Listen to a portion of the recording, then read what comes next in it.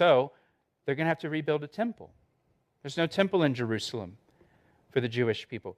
Right now, today, the Muslims control the Temple Mount where the Jewish temple once stood, and they have built the Jewish Dome of the Rock on top of the location where it's believed the temple once stood. Now, there is room for the Jews to build a temple up on the Temple Mount. They could build it next to the Dome of the Rock. That's a possibility. But this world leader that we call the Antichrist, he will be able, in this treaty, this covenant, he will be able to get the Jews and the Muslims to agree to the Jews building their temple on the Temple Mount.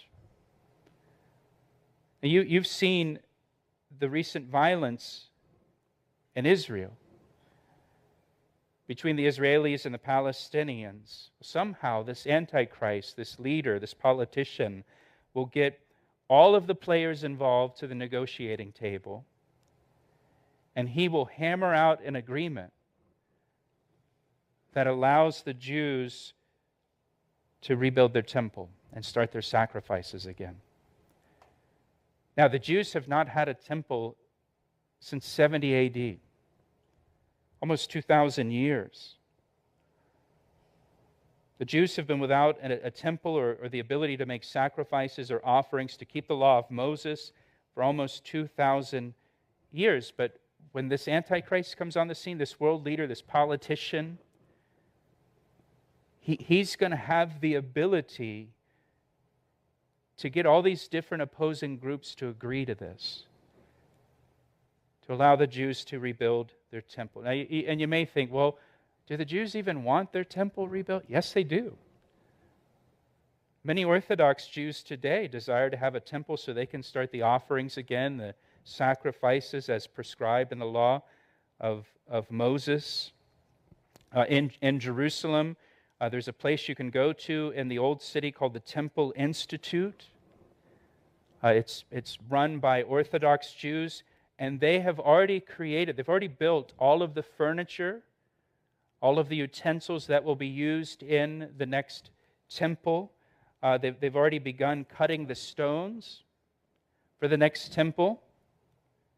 Every year on Jerusalem Day, a group of Orthodox Jews ceremonially will bring the cornerstone to the Temple Mount and request permission to lay the cornerstone to the temple. They do that every year.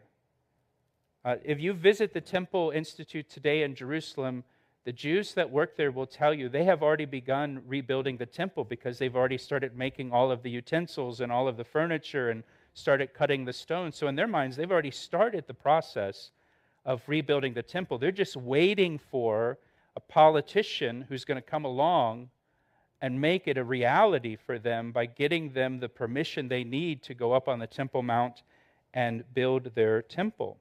Many Orthodox Jews will tell you that whoever enables them to build their temple is their Messiah.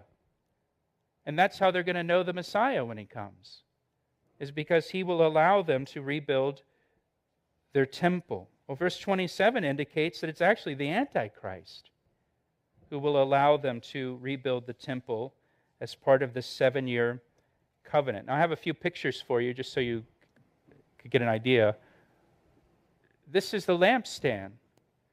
They already made it.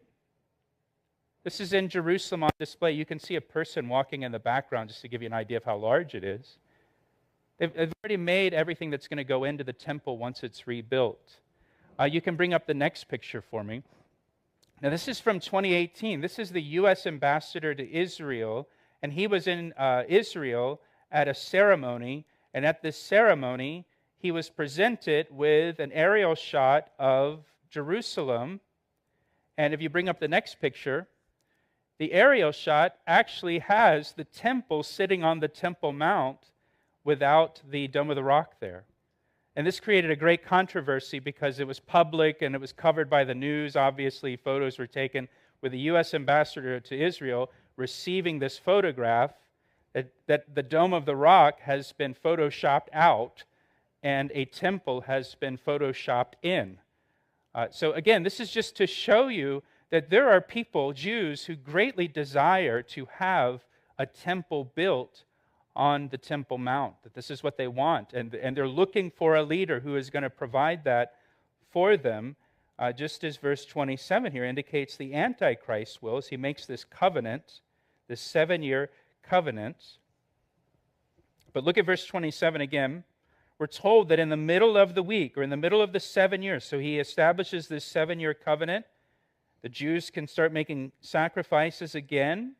But in the middle of the week, he, the Antichrist, shall bring an end to the sacrifices and offerings, and on the wing of abominations shall be one who makes desolate. 3.5 years in to this covenant, the Antichrist will bring an end to the sacrifices at the temple. He will set up an abomination in the Jewish temple. The word abomination here means idol or image. He's going to set up an image, an idol, in the Jewish temple, presumably an idol of himself.